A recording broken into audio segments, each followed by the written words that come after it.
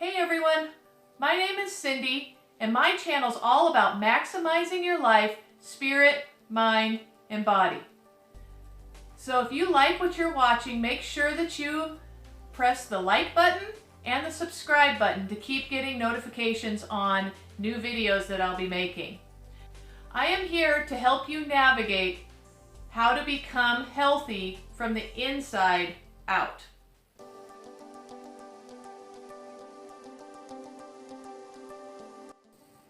Today's episode is all about what would it look like to have radical faith.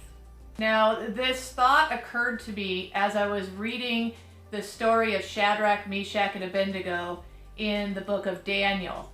And I got to chapter 16, and let me read it for you, and then I'll kind of go in and dissect why this hit me so hard.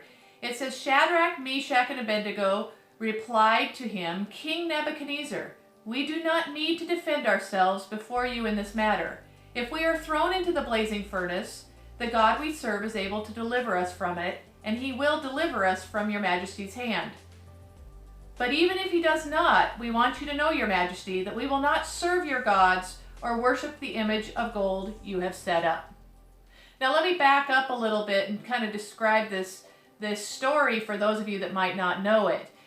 These teens were being told by their king that they must bow down to a gold statue of himself that he had set up. But they knew that that went against their God, the God of the universe. And so they decided that they weren't going to do that, and they would take the consequences, whatever that may be, and that was better than making God mad. Now, the amazing part about this is, number one, they were teens, and they were actually taking a stand for what their values were, and they were willing to be thrown into a fiery furnace. They were willing to die for what they thought was important and what was right. But that's not really what got me. It was about their wording and just what kind of faith that these three teenagers had. And it says in there, it says that our God will deliver us. Will deliver us. They didn't have a question. They didn't think he wouldn't. They didn't have a doubt in the back of their minds that, well, what if he doesn't? Maybe we should think about an out here. No, they went into this with, he will deliver us. And I got to thinking about that and thought, what would it look like if you and I had that type of faith? And we walk that out on a daily basis. Like, what would change in our world if that were the case? And what does radical faith really change? Like, what would it look like? And the more I thought about this, the more it hit me that their faith changed the laws of nature, really. Because as you go along with this story, they were thrown into the fiery furnace, and there were three of them thrown in, and King Nebuchadnezzar looks in there and he sees 4 people. And so that means that Jesus came into the fiery furnace with them. And King Nebuchadnezzar actually calls them out of the fiery furnace. They walk out on their own. Their bindings on their arms and legs are gone. They aren't singed. There's not even a hair on their head is singed. And their clothes don't even smell like smoke. And so, I sat there and thought about that, and I'm like, their faith brought about miraculous things. Their faith actually altered the laws of nature through a supernatural, radical faith. What would that look like in our world right now? I sit there and think, Peter's another example of radical faith. Peter saw Jesus walking on water. And so he said to Jesus, he said, Lord, call me and I will walk on water. So Jesus called him and he got out of the boat and walked across the waves. Again, radical faith. Who does that? Who does that in our day and time? And so this radical faith, not only does it overturn the laws of nature, it also overturns the laws of physics with radical faith.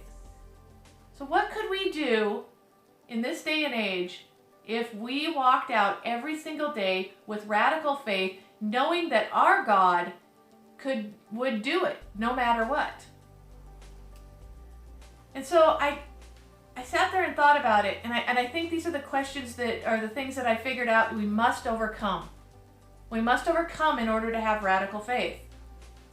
Radical faith has got to overcome our fear of man, or what other people think of us.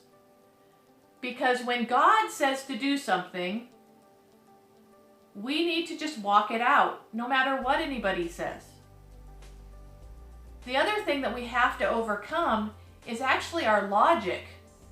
God gave us a brain, but when God tells us to do something, we actually have to overcome that brain, overcome the wisdom that we have, overcome the overthinking, because radical faith is actually intellectually irrational. A lot of times when you hear about people doing something that is absolutely miraculous, the majority of people would actually intellectually tell them not to do it. Now, am I telling you to go jump off a bridge, just because? No, I'm talking about when God speaks to you, will you step out and do what God asks, regardless of what your intellect's telling you and what everybody else around you is telling you?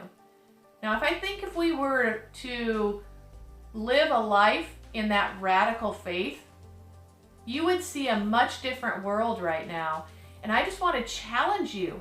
I want to challenge you to tomorrow, wake up and choose to walk out in radical faith. If God says to do it, He's equipped you for it. He's given you everything that you will need to accomplish that goal.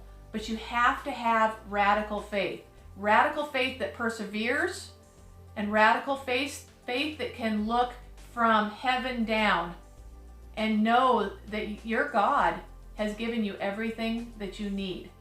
So I guess that's what I wanted to bring to you this week is, let's go into this week working in radical faith and see how it changes our world around us. See how it looks to actually believe that God will do it for you. And guys, I am so excited to hear your stories that are going to come out of walking out your radical faith. So now what I'd like from you is, it's your turn. I want you in the comments to put down, what is something that God has told you to do that you have just not done because you've allowed fear or doubt to get in the way? I want you to actually put it out there. I want you to say it out loud, and then I want you to start walking in radical faith this next week. Hey, thanks for taking the time to watch the video. If you liked what you saw, make sure that you hit the like button and subscribe, and make sure your notifications are turned on, because I will be back next week to share another video with you.